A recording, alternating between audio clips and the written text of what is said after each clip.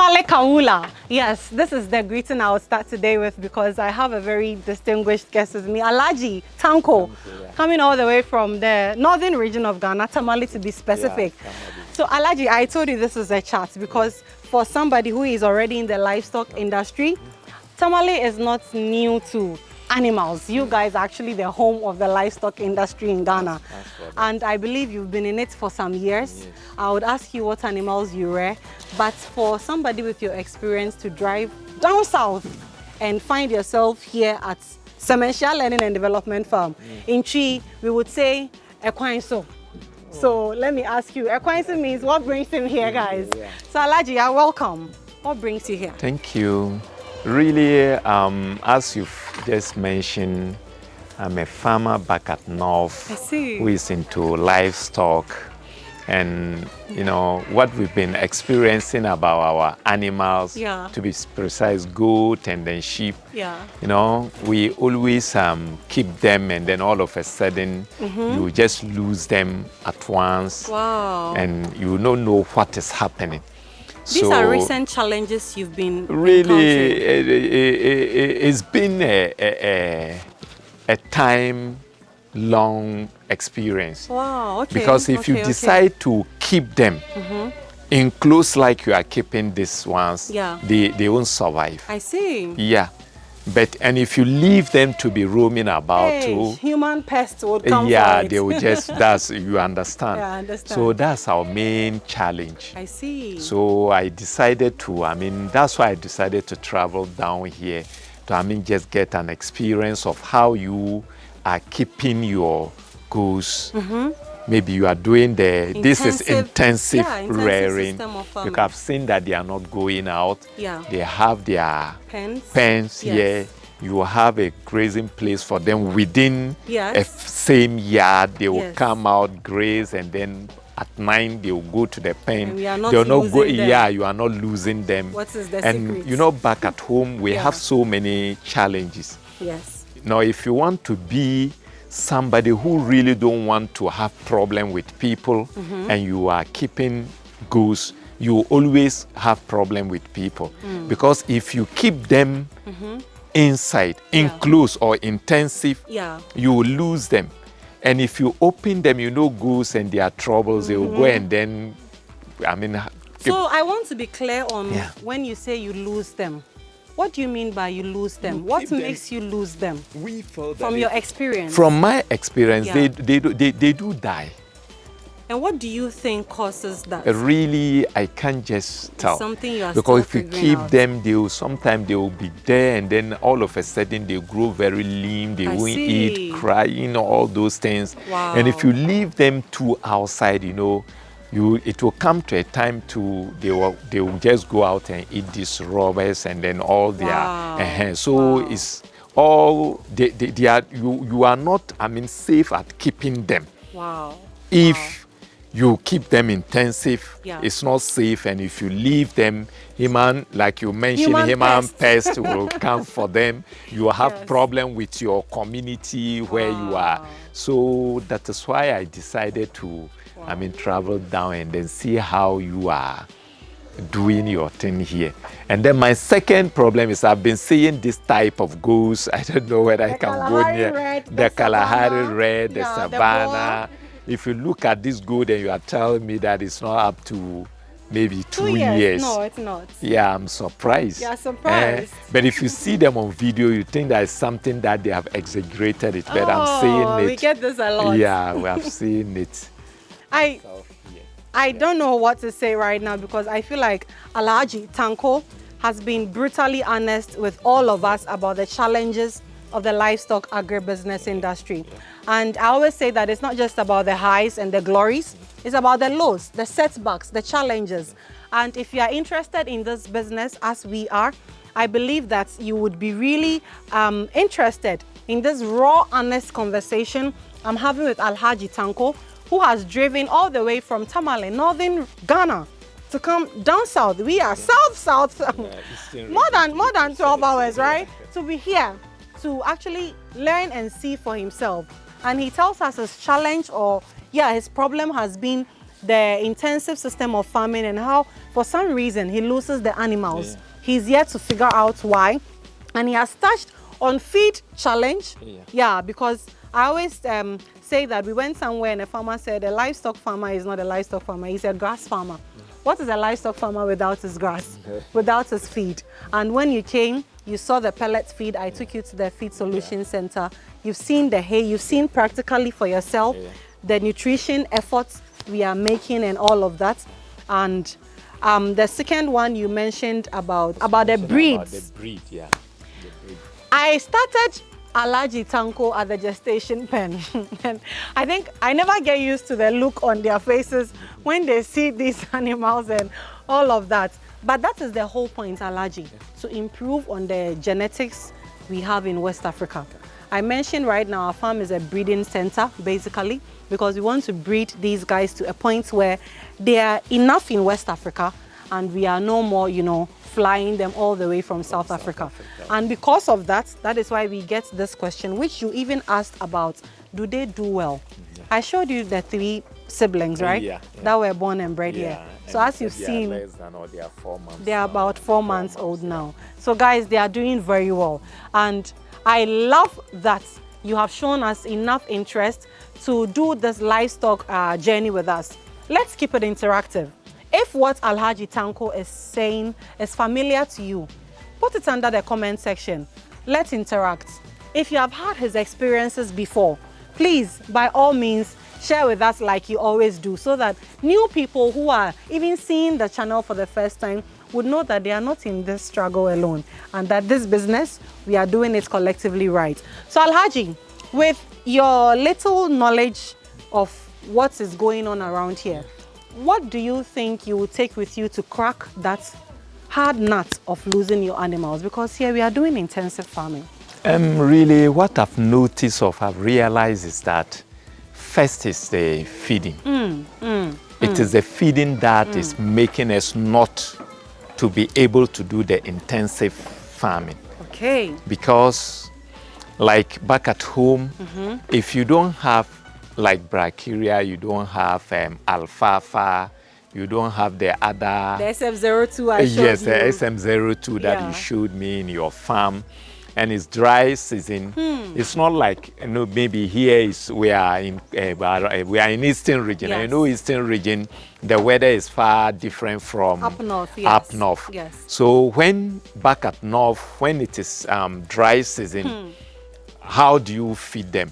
You need to go and buy, maybe we have granules. When they are, after they have approved granules, harvested granules, we use this thing and then you need to, travel down south and then buy cassava peels or wherever you can get them, you buy them. The challenges, you need to get beans, chaff and all of them, you have to be buying them. So it will come to a time that even buying them will even let you open them out. And when you open them out, that's another wahala. That's another problem. It's even more wahala than keeping them, because you finally lose them. Alhaji, I like your honesty. And to our non-Ghanaian audience, Alhaji is not exaggerating. It can get brutal in the dry season. Yes, it can get brutal. We have been to up north ourselves, Tamale, and its environs. And what Alhaji is saying, take it from me, I am confirming it. It can be brutally honest, and that's bad. The farmers are forced to even sell off their animals at very cheap prices. Starting from cows, goats, even cows. They will, even so most of the time, people who have who are livestock and farmers do. If you want to buy an animal at a low price, then you wait till dry season. One, they have water problem. How to give them water to drink, and then the food itself. So these two problems. These two problems is very big problem back at north in livestock. You have said it all for me. So. And that is, I always say that is why Farming in Africa is in the industry to help provide solutions to this problem. Here we have drilled our own borehole, so we have our own source of water, a reliable one. Let me add that. No shade to anybody, but if you have your own source of water, it provides that reliability you need. And number two, you've seen the intentional feed solutions, the innovative feed solution we are providing. If you are able to crack these two nuts, as a livestock farmer, when the dry season comes, alhaji, you won't be terrified. No, you won't be afraid at all. You won't panic. We were up north some time ago in the dry season, and it's sad to see a cattle, and you can literally see the ribs poking out. Yes, that due one to is starvation. true. Yeah. And you see, we are all intrinsically selfish. So if I want to get a cattle for cheap, I would also wait for dry season and go and buy that almost dying cattle. Come down south, heavily invest, feed it, let it gain weight. And then you see the farmer loses, but the selfish buyer. Because even those who are taking care of the cows back at home, you know, most of these Fulani people, they depend on the milk. And back at north, if what I'm saying, those who knows about what I'm saying or can testify with it. In dry season, we don't have this fresh milk back at north. Wow. Because the animals don't, you know, if you don't eat well, it can produce milk. Definitely. So it is only maybe rainy season that when they are feeding well, that they can produce milk, and then for us to meaning it's only rainy season we get wagashi.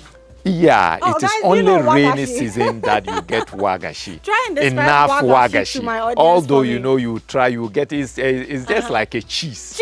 Local cheese. A local cheese. Hey, alhaji, but I'm sad to know that if I come to the north in the dry season, I won't get wagashi. We use this fresh milk with there is a plant called tumpapia. Wow. This how do we call it in our local language?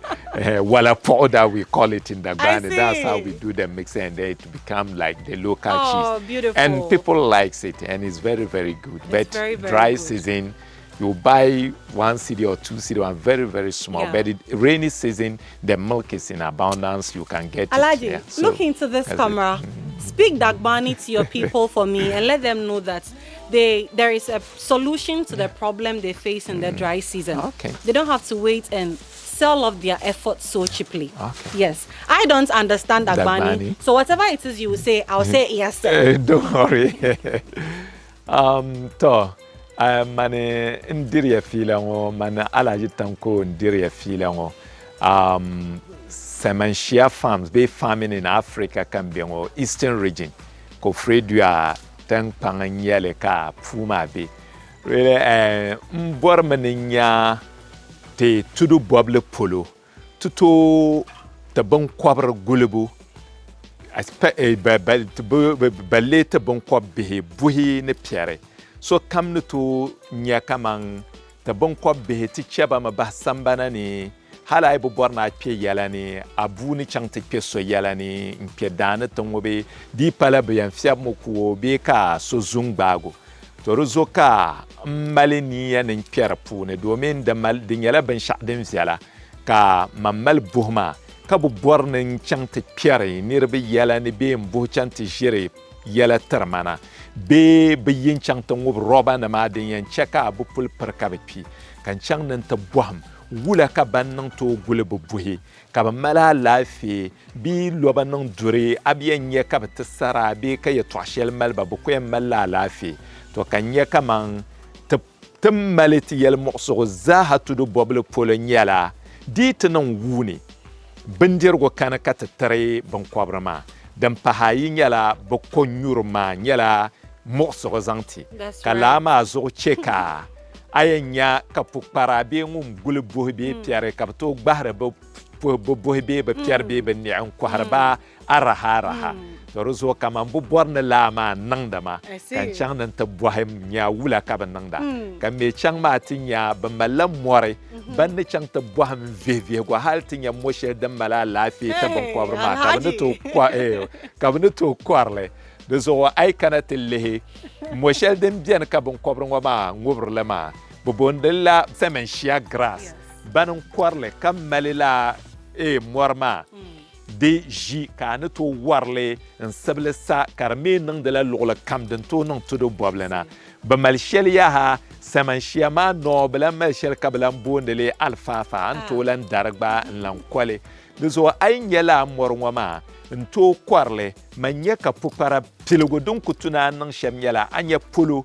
na pil morma kobo ai pil morma kopoi kana antahi ban kwabra bahabo de saha ablan yan mali muqsu zanchan wula kan yan nan dihin ban kwabre wula kan yan nan bahaba ka belo yene domin amal bandir yan taba to zo na kana pe anta boham nya hankal shel na bangsam shel bala to zo ka mene the name Nadia. Na sister Nadia kana ko zan maglka fuma zaha ai kana tinya bumbo my audience. ai kana tinya busha bambon The Kalahari Red. Kalahari Red mbongo wanaba pai how old is this? It's just a year. Mbongo nte ai le bungo kama yu ko bala Kalahari Red. Alhaji, how do I respond to everything you said? It's tall, okay? Yeah, so very, tall. very. Yeah. It's polite to say tall. Tall. Nagode means what? Nagode is in Hausa. It's you are Hausa. saying thank you. Oh, okay. And tall is what? No, if you say tall, that means yes. But if you want to say thank you, then you say empire. Wow. So, Alhaji Tanko, empire. And tall to everything you have said. Okay. See, Alhaji Tanko has to come and stay at the farm for a weekend. Just teach people. So this video, my Dagbani people, Alhaji Tanko has really validated everything you've seen farming in Africa say and do, which we project to you right here on your screen. And so if you really want to follow the operations and learn without even coming all the way because of distance, well, just follow us on Facebook, Farming in Africa, Instagram, Farming in Africa, YouTube, TikTok, LinkedIn. You need this free knowledge and education. And once again, talk to everything Alhaji Tanko has said. Alhaji Tanko, I believe this dry season will be different for you in Tamale. By all means, God willing, it will be very, very different. Inshallah. Inshallah. My beautiful audience, thank you so much for staying with us. We shall come your way again with yet another insightful and impactful video. From Alhaji Tanko, from Tamale, the northern region of Ghana, and all of us here, to you, we say bye-bye for now. Thank you so much. Bye-bye. Bye-bye.